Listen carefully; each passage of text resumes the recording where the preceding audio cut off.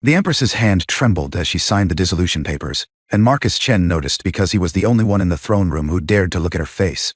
Everyone else, the 12 high senators, the ceremonial guards, the hovering attendants, kept their eyes fixed on the marble floor, as tradition demanded when royalty performed an act of shame.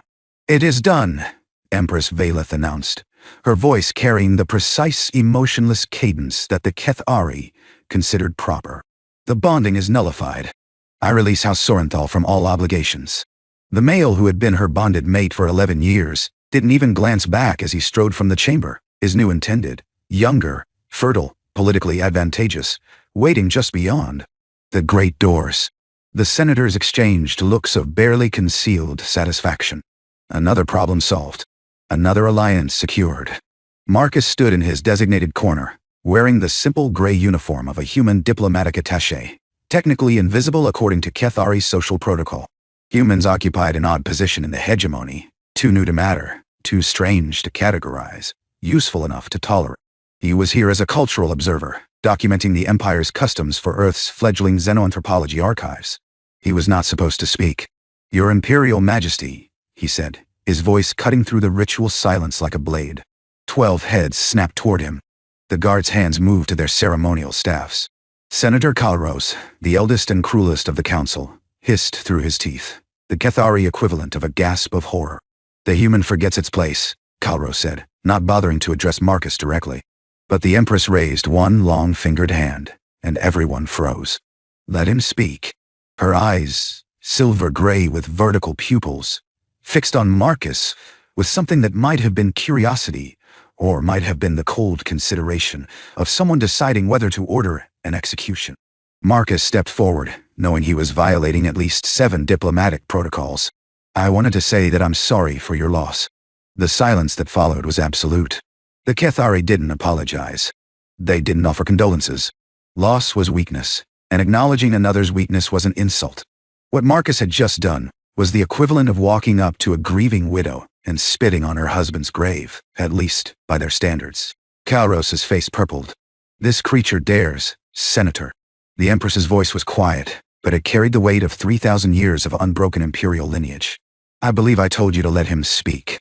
She rose from her throne, and Marcus realized for the first time how tall she was. Nearly 7 feet, with the long, graceful limbs and blue-tinged skin characteristic of her species. Her ceremonial robes whispered against the floor as she descended the steps toward him. Every guard tensed. Every senator held their breath. The Empress stopped 3 feet from Marcus, close enough that he could see the fine scales around her temples, the subtle glow beneath her skin that indicated strong emotion in her species. She was angry, he realized. Or possibly devastated. Or both. "You are sorry," she repeated, as if testing the words. "For my loss, yes, Your Majesty. And what loss would that be? I have lost nothing of value. A defective bonding has been corrected.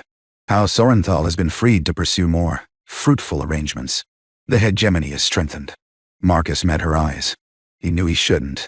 Direct eye contact with royalty was forbidden. But he'd spent 3 years studying the Kethari, learning their language, observing their culture, and he'd noticed something that everyone else seemed determined to ignore. The Empress was lonely. Not just alone. Lonely. There was a difference. She attended every function, performed every duty, spoke the correct words in the correct order. But she never laughed. Never touched anyone who wasn't required to touch her.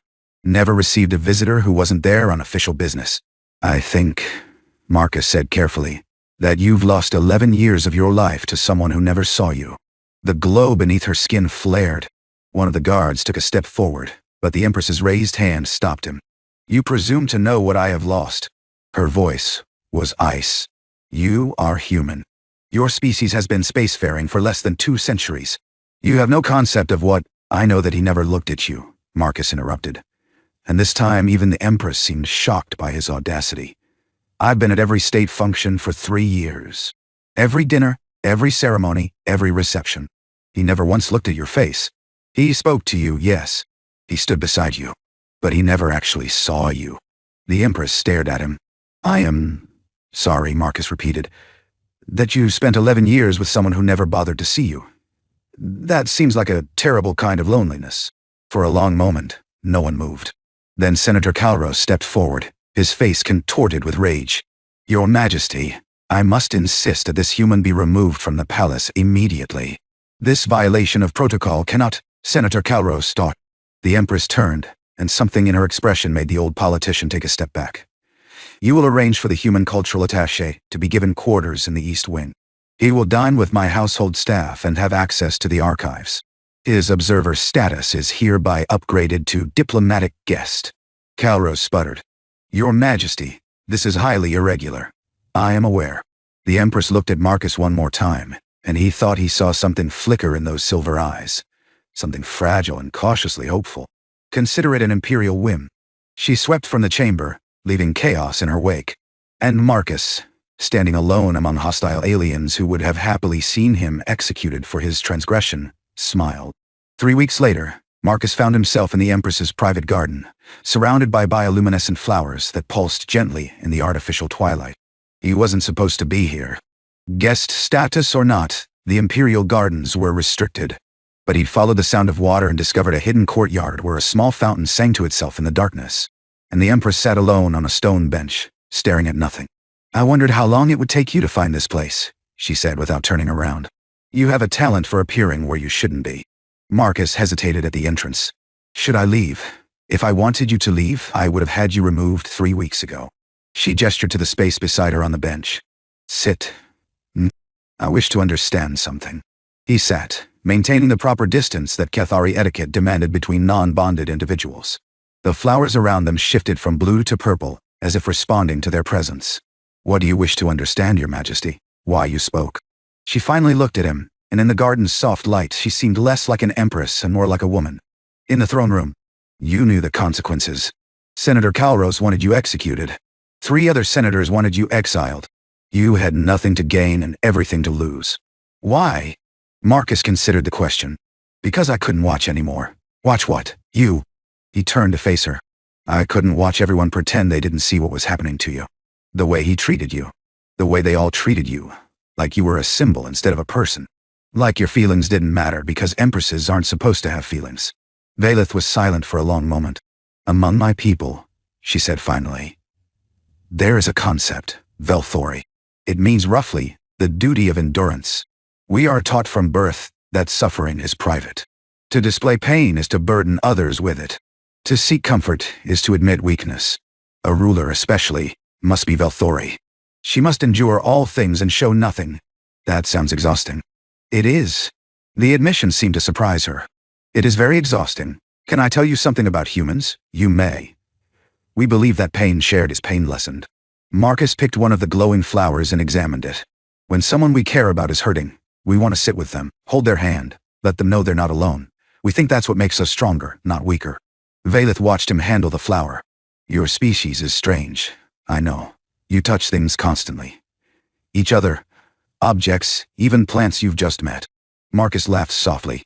I suppose we do. It is considered intimate among Cathari. Touch. She looked away. The kind of casual contact humans engage in would be scandalous here. I'm sorry if I've offended anyone.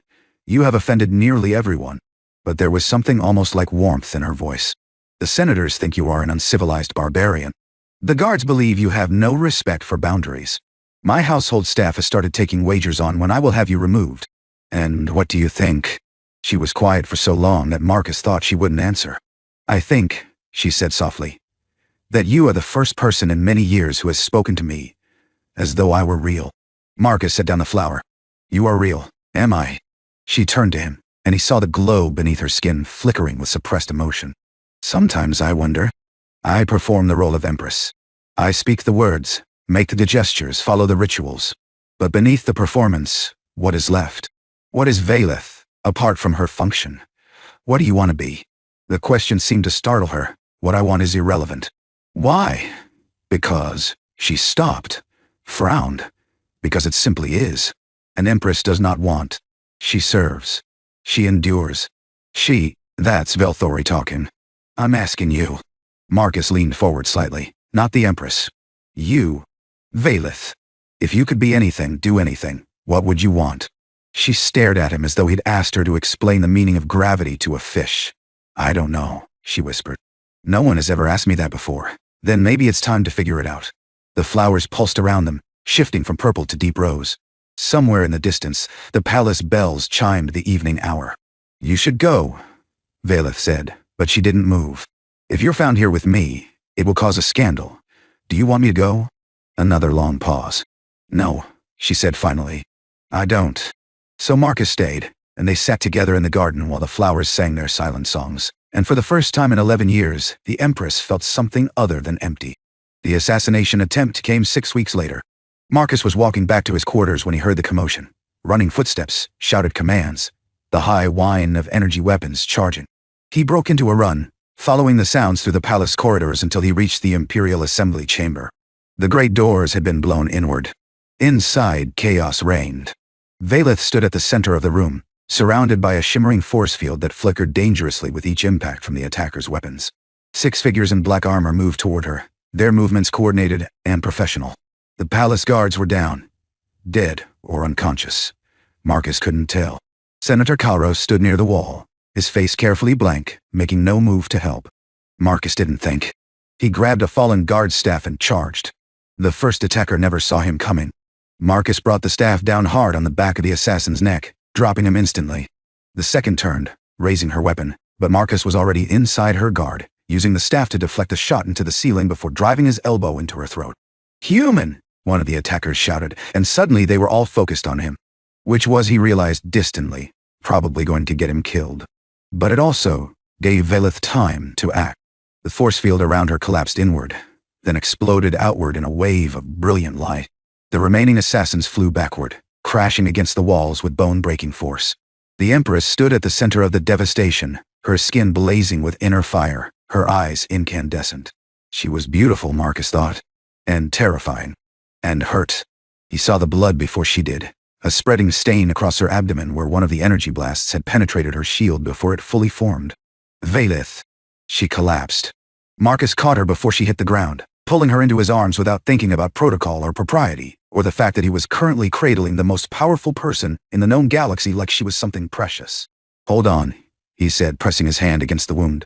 "Just hold on. Help is coming, Marcus." Her voice was thin. "Reedy, SCI. You shouldn't touch me.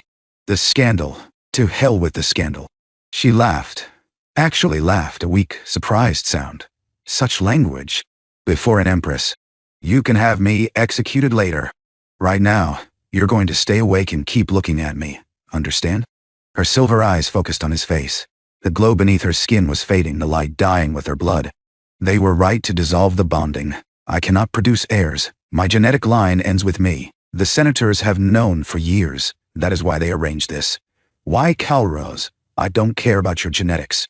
Marcus's voice broke. "I don't care about heirs or lineages or what the senators want. I care about you. Do you understand? You, not the Empress. Not the symbol. You." Her hand found his, her long fingers curling weakly around his own. "The first time someone has held me in 11 years, she murmured. "And it is a human. The galaxy has a strange sense of humor. Valeth, stay awake." "You looked at me," she said, her eyes fluttering closed. "From the very first day. You saw me. I see you. I still see you. Please." The palace physicians burst through the destroyed doors, but Marcus didn't move. He held onto her hand, refusing to let go, refusing to let her slip away into the darkness alone. Because that's what humans did. They stayed. Valeth woke 3 days later to find Marcus asleep in a chair beside her bed. He looked terrible, unshaven, exhausted, still wearing the clothes he'd had on during the attack, now stained with her blood. One of the palace healers had attempted to remove him several times, she learned later. He had refused to leave. "Barbarian," she murmured, but she was smiling. His eyes opened instantly, as if he'd been waiting for any sign of life. "You're awake, obviously." She tried to sit up, winced, and allowed him to help her. His hands gentle on her shoulders, supporting without confining. "What happened?" "Senator Calros is under arrest, along with 3 other senators. The investigation traced the assassins back to a faction that wanted to install a more cooperative empress, one who could be controlled." Marcus's jaw tightened. "They won't be controlling anyone ever again. And my injury. The healers say you'll make a full recovery. Your species has remarkable regenerative capabilities." He paused. "They also said that if the treatment had been delayed another few minutes, you would have died." Valeth absorbed this information. She should feel frightened, she thought. Or angry. Or grateful for her survival. Instead, she felt strangely peaceful. You stayed with me, she said. The entire time. Yes, that was highly improper, I know. The palace staff are scandalized. Good for them. She studied his face, the exhaustion, the worry, the fierce protectiveness he made no effort to hide. Why? I told you. He took her hand, holding it carefully between both of his own. I see you, and I couldn't leave you alone. Valeth felt something crack inside her. Something that had been frozen for so long she'd forgotten it existed. Her eyes burned with moisture she didn't know how to express.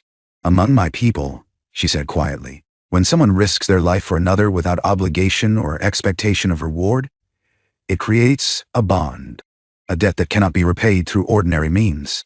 I don't want you to owe me anything. I know. She tightened her fingers around his. That is why the debt exists. Because you never asked for it. Marcus was quiet for a moment. When I first came here, I thought I was studying your culture, learning your customs. But somewhere along the way, I started learning you instead. Your strength, your loneliness, your courage, the way you carry the weight of an empire without anyone to share the burden.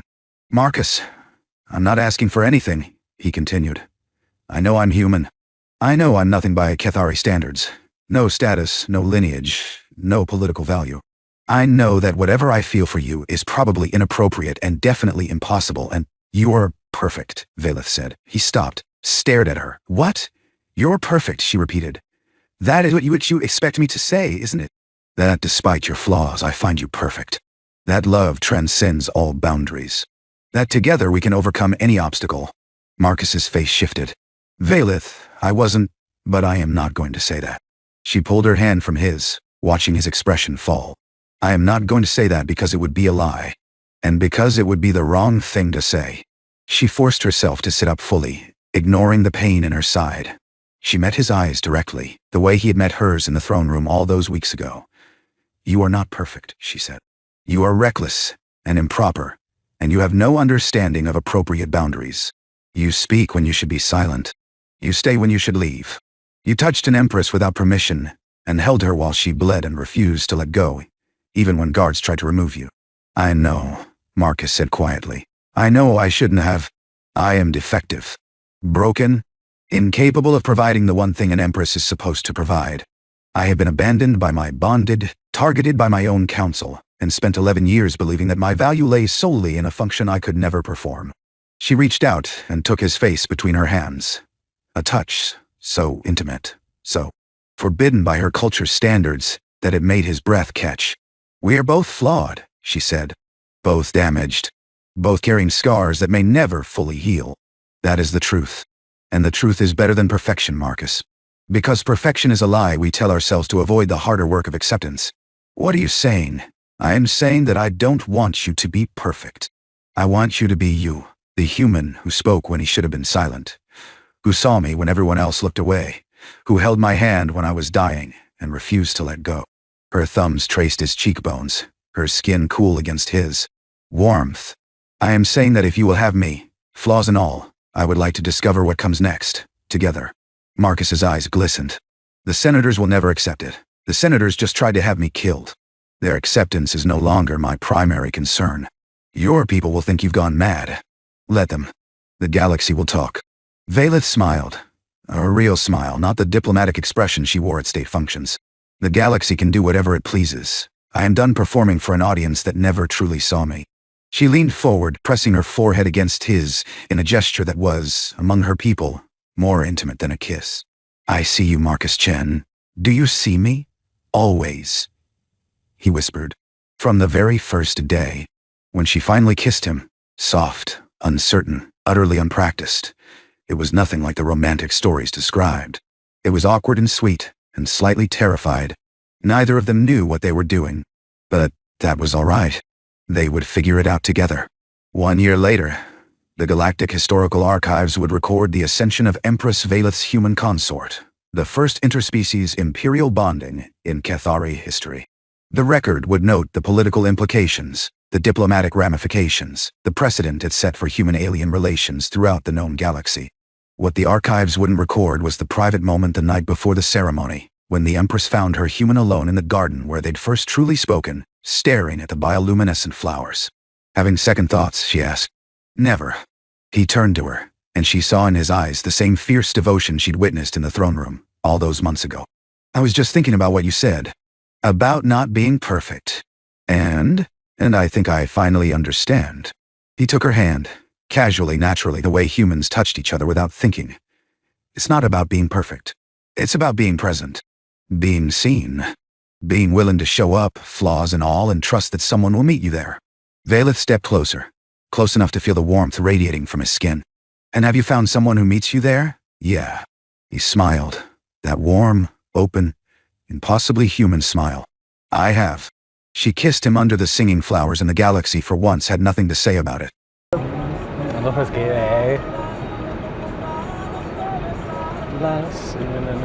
O sea, literalmente así me van a ver cuando manejamos con el carro, güey. En Uber. A ver, dígame, güey. Cántate un nico nico ni, pero en fa. Si sentís un aire en los huevitos es autorrefrigerante. A ver, mírame, ya casi termino. No. ¿Tienes medias o andas encuerada? Traigo pues, los calcetines que venían, pues creo que son medias, no sé, la verdad. Tienen un muñito arriba. Pero no traigo short, güey, traigo short. A ver, pregunta, mira. Ahorita vamos a ir así a la convención, güey, ¿ok? No hay pedo.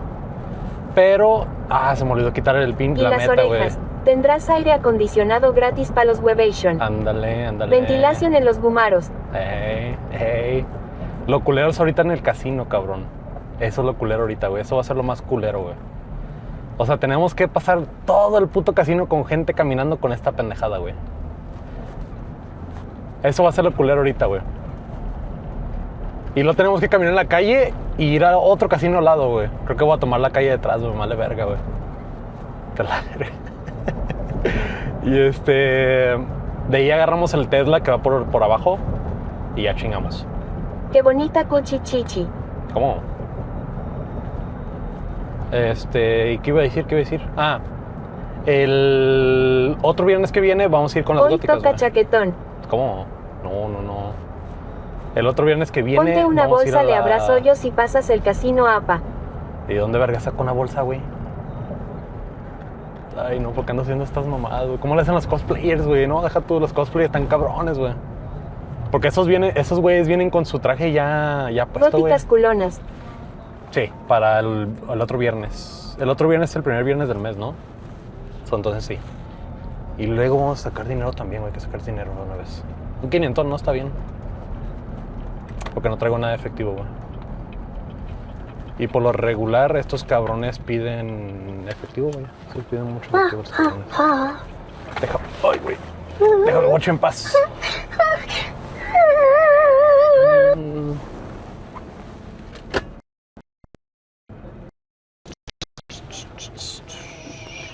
Para seguir conmigo, para que continuar es mejor. Te van a toquetear antes de entrar. Sí, también, güey, aparte ese pedo. Sí, no me acordaba. 10 en punto, güey. Con mis labios.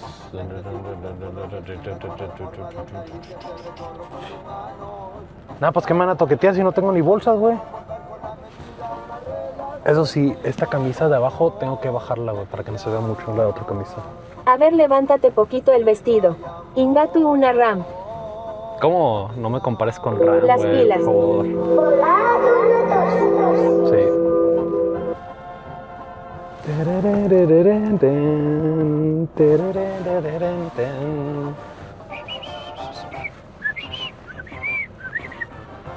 Cuando se acabe la convención voy a quitar esta madre en putiza. No, güey, la camioneta. ¿Qué tiene? Se siente perro traer vestido, ¿eh?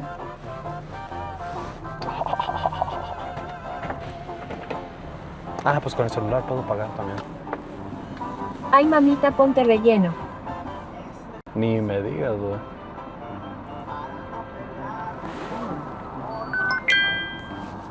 Chingo. Me asusté. ¿Huele a huevo o no? Estoy madrugando por ti. ¿Por qué, güey? Ya no me caso. Ah, no, 500, cabrón, ¿por qué pusiste eso?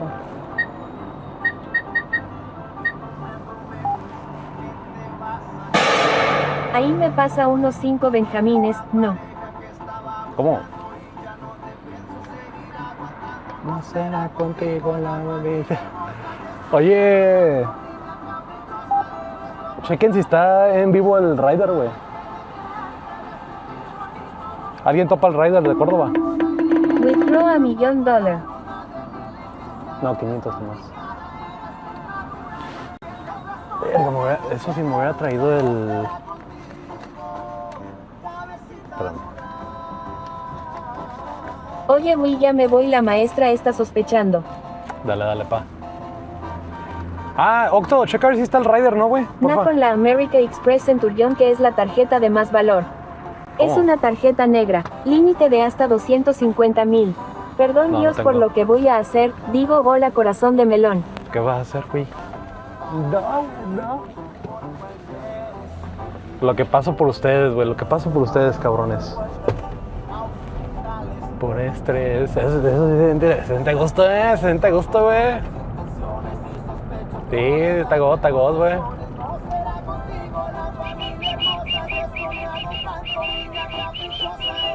Hoy estaré bien seco. No, güey, a ver, deja ver si está el rider, güey, espérame.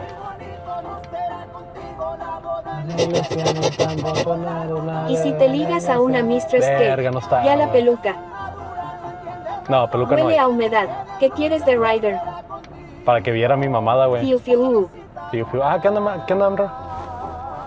Récord de espectadores. ¿Cuánto hay? No estoy viendo, güey, no puedo, no me deja ver, güey, no puedo Bueno, ver. seguiré trabajando. Cuídate. Dale, Levena, cuídate, güey. Ahí te espero en la convención, güey, ahí voy a andar ahorita. Yo creo que nos va a tomar 1 hora llegar a la convención, güey, más o menos. 777. Ah, güey, güey. Oye, güey, ¿pero qué podemos comer, güey? ¿Comemos comida china o comemos algo rápido? Una Whopper, una Burger King, güey. Una hamburguesa, no, rápido. Y nos la vamos comiendo y nos vamos a la convención, güey. En vez de la comida china. Apa, así si pareces gran rompehogares XD. MC Donald's No, Choyomero, China Choyomero Burger. chino. Comida china ALV. Lo Comida que quieras, china. guapa. Me vamos a comer... Ay. Aquí que está el